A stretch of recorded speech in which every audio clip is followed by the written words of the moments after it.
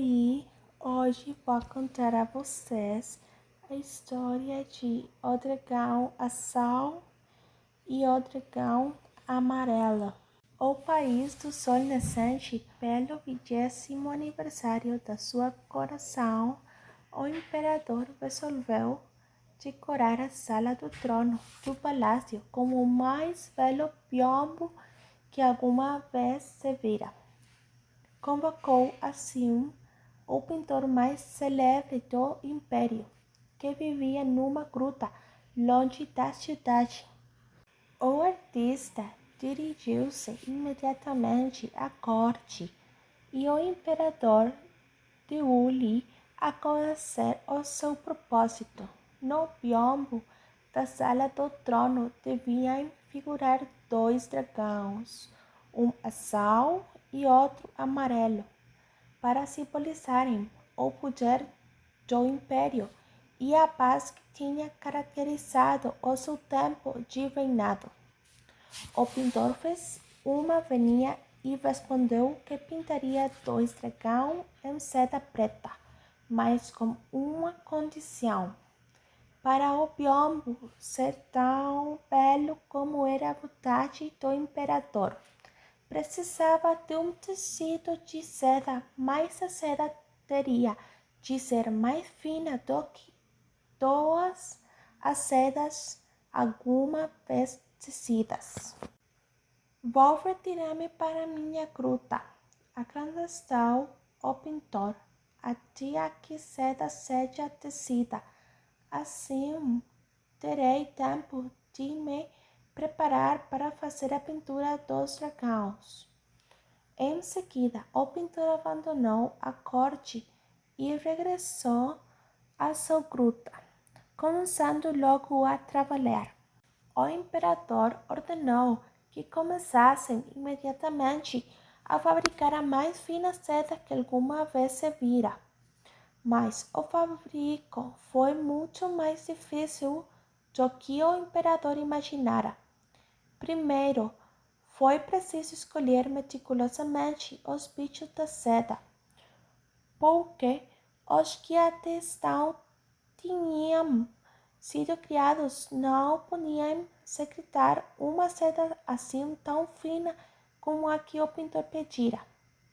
Os bichos da seda, tão cuidadosamente escolhidos, exigiam uma alimentação particularmente delicada, e as folhas da moreira com que eram alimentados deviam ser selecionadas com o máximo cuidado.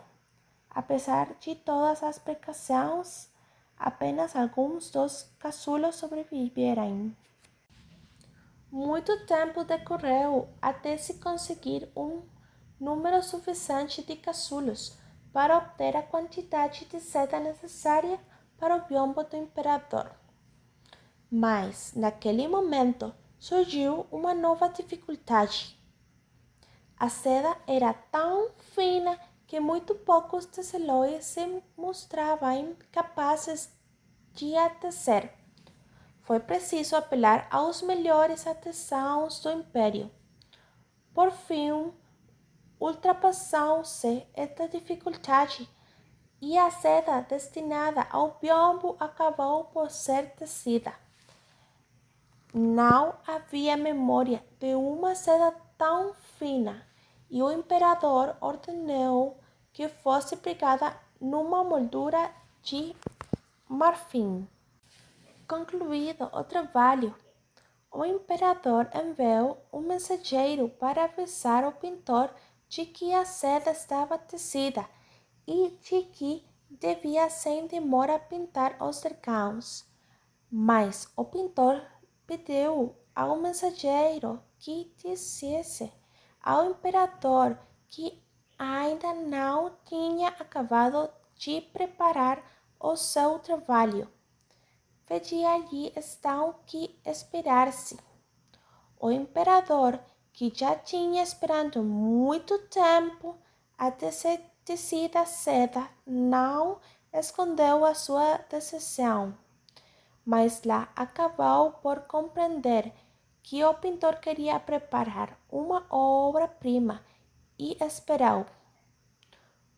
Contudo, sempre que passava diante do biombo, perdia a paciência.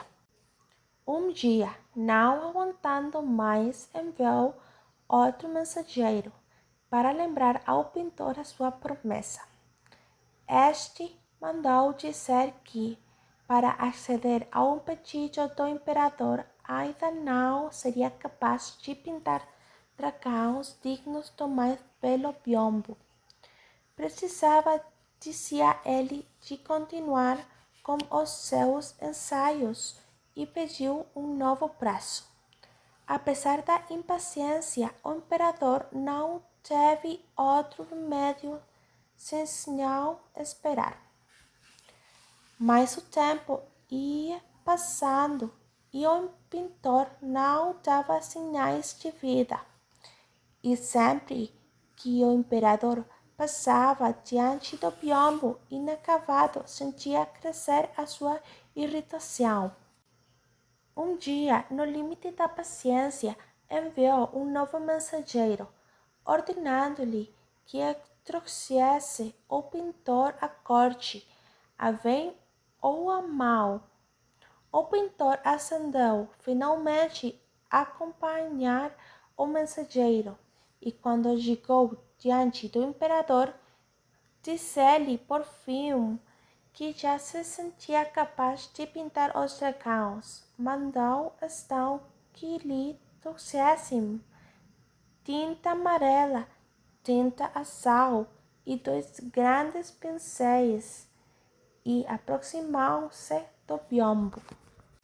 De uma pincelada fez um traço amarelo, depois outra pincelada e fez um traço azul. Em seguida, pousou os pincéis e declarou que o trabalho estava concluído. Mal soube da notícia, o imperador, feliz por pensar que o mais belo biombo alguma vez visto iria finalmente ornamentar a sala do trono, precipitou-se para admirar a obra de tão celebre pintor. Quando chegou diante do biombo, nem acreditava no que os seus olhos viam. Apenas 2 traços grossos, um azul e outro amarelo. Convencido de que o pintor tinha querido troçar dele, ficou furioso, mas com toda a calma e um ar muito sério, o pintor disse que aqueles 2 traços eram fruto de longos estudos levados a cabo durante anos e anos. Em seguida fez uma venia e quis retirar-se, mas o imperador fora de si e convicto de que o pintor tinha estragado irremediavelmente a maravilhosa seda cujo fabricou levara tanto tempo e tinha exigido tanto cuidado, mandou prendê-lo. O imperador, encolerizado, não pregou olho naquela noite. Na escuridão, os 2 traços, o azul e o amarelo, passavam e voltavam a passar diante dos seus olhos. Quando fechava as pálpebras, iam e veniam, e pareciam ganhar dimensão e mover-se. Para seu grande espanto, aqueles 2 traços transformavam-se em dragões a lutar, e os dragões eram rápidos e possantes. O que mais o surpreendeu é que pareceram ter vida e mover-se, eram leves e fortes ao mesmo tempo. E aquela força, poder, grandeza e leveza estavam resumidos nos 2 traços que o pintor tinha desenhado na maravilhosa seda. Depois de uma noite em branco e de ter admirado os 2 dragões que o pintor simbolizara, o imperador decidiu descobrir o segredo do artista que tinha conseguido uma tal obra-prima.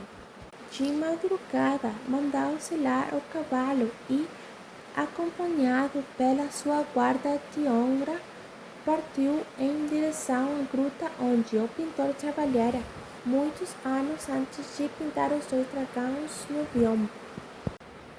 A tempestade dificultou-lhes o avanço, a neve, o vento e o nevoeiro obrigaram-nos a voltar atrás. Mesmo assim, o imperador ordenou que se fizessem de novo ao caminho. Ao fim de vários dias e noites de viagem, chegariam à gruta do pintor. Acenderiam as tochas. Ao entrar, o imperador viu dois dragões pintados nas paredes. Um era azul e outro amarelo. Estavam desenhados como a maior exaustão. Distinguiam-se cada escama, cada dente, e as narinas levavam fogo. As cores eram o azul e o amarelo. Por baixo da pintura estava uma data, a do dia em que o imperador tinha pedido ao pintor para começar a pintar o mais belo biombo alguma vez visto. Ao lado desta pintura, uma outra, a de dois dragões, um azul e outro amarelo. Ao lado desta segunda pintura, uma terceira. Depois, uma quarta, uma quinta, uma sexta. Todas as paredes da gruta estavam cobertas de pinturas que representavam dois dragões, um azul, outro amarelo. Todas as imagens estavam datadas ano após ano. À luz das tochas, o imperador não conseguia desviar os olhos do trabalho árduo do pintor. As imagens sucediam-se às imagens, os esbocos aos esbocos. Mês após mês, o pintor ia simplificando a pintura dos dois dragões. Depois de uma longa sequência de dragões, o pintor traçara finalmente nas paredes da gruta os dois dragões que pintaram no biombo, um azul, outro amarelo. Naquelas duas últimas imagens estava resumido todo o poder dos inúmeros dragões que o pintor desenhara durante muitos anos nas paredes da gruta. O imperador reconheceu os dois dragões do biombo e deu-se conta que as duas últimas imagens não podiam de modo nenhum comparar-se às que as precediam. Ao olhar para as pinturas, o imperador começou por ficar admirado. Depois foi ficando cada vez mais alegre, até sentir no final um imenso júbilo. Depois de ter observado por uma última vez os dois traços, deu ordem imediata de selar os cavalos, pois queria regressar à capital. Tinha pressa de mandar libertar o pintor para o honrar e ele agradecer, porque este ele tinha permitido compreender o poder e o significado dos dois traços que simbolizavam os dois dragões. O pintor foi posto em liberdade e o imperador mandou colocar o biombo dos dois dragões na sala do trono. O fim. Obrigado.